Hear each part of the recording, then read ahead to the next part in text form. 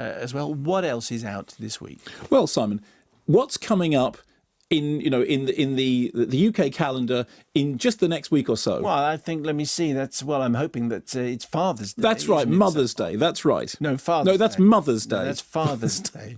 So Mother's Day was March the 6th, was it? Yes. And apparently in America it's been and gone as well, but May the 8th. So anyway, we now have Mother's Day.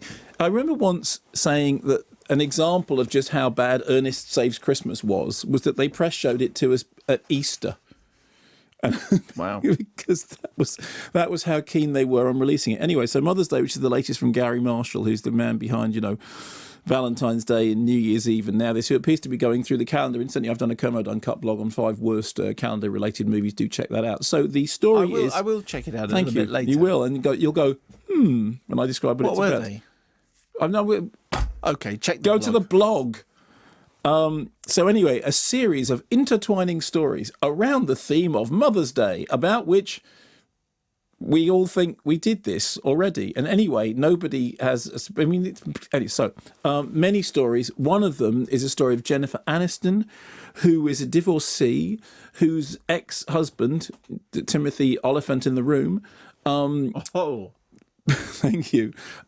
She thinks is looking goo-goo-eyed because he's drawn to her, and they have the sort of perfect relationship. In fact, it turns out that he's just married a much younger woman, and she now has the joy of having to take their sons over to the ex-husband's house, whilst the new wife is... Oh, I feel I'm over-explaining. Here's a clip.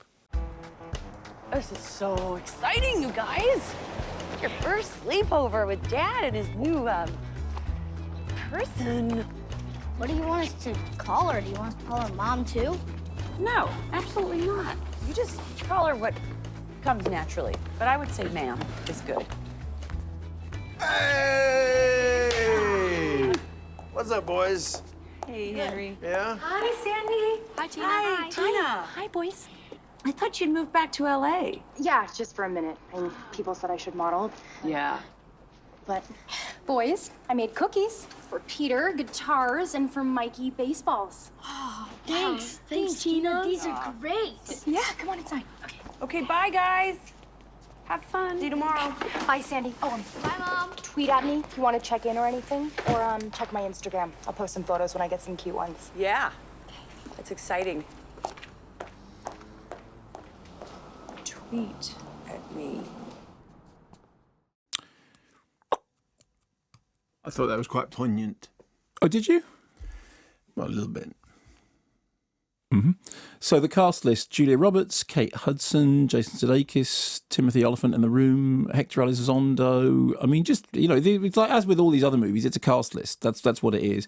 And they're all put together in a way that's meant to be entertaining and heartwarming. So there's a story about a white woman who's married an Asian and doesn't tell her parents, and her sister is married another woman, they haven't told the parents, and the parents are sort of comically racist stroke homophobic. Maybe they're not, because everything's got to move towards a resolution. And then there's Julia Roberts, who's a TV host who's obviously swapped motherhood for career, or has she? And then there's Jack Whitehall as an aspiring comedian whose girlfriend won't... Now, they have a child, but his girlfriend won't marry him because she has issues that she has to sort out that will somehow be intertwined with the rest of the stories. And there's a sequence in it in which he does a stand-up act at a comedy club. And as he's doing the stand-up act, the people in the film are laughing at the jokes.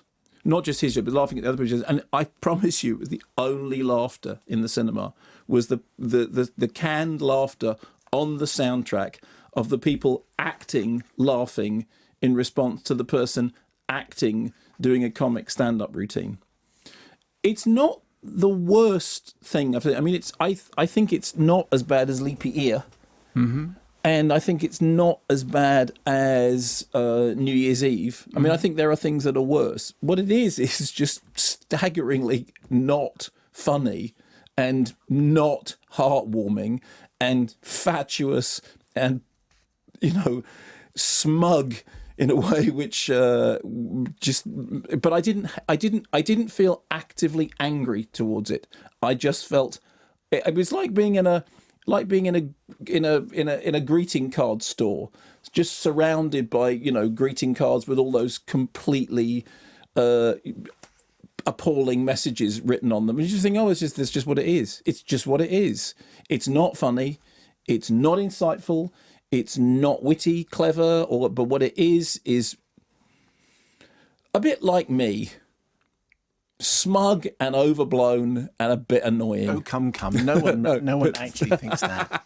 Well, I can't say the word smug without thinking, yeah, look who's talking. But not funny, not insightful. Not in any way kind of, despite the fact that it sort of makes all these gestures towards actually being something that it isn't. Anyway, it's an irrelevant. It's going to come and go. I mean, they're releasing it now. It's about to be Father's Day.